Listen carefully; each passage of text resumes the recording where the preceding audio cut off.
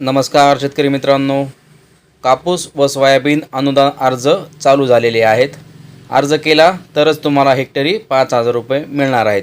अर्ज कसा करायचा आहे आजच्या व्हिडिओमध्ये आपण सविस्तर माहिती जाणून घेणार आहोत. त्यासाठी व्हिडिओ शेवटपर्यंत पहा. चॅनलवरती नवीन असाल तर चॅनलला सबस्क्राईब करून ठेवा अशाच माहितीपूर्ण व्हिडिओ पाहण्यासाठी. चला तर व्हिडिओला सुरुवात करूया.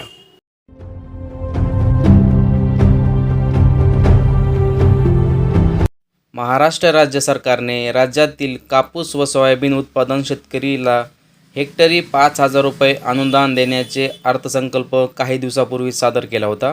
त्यामध्ये कापूस व सोयाबीन पिकाचे अनुदान शेतकऱ्याच्या बँक खात्यात वर्ग करण्यासाठी शेतकऱ्याला आता सहमतीपत्र भरून देण्याच्या सूचना राज्य शासनाकडून आलेल्या आहेत. राज्यातील शेतकऱ्यांना आपल्या शेतातील सोयाबीन व कापूस पीक घेतले होते व त्याची ई-पीक पाणी नोंद ही या अंतर्गत 7/12 नोंदवलेली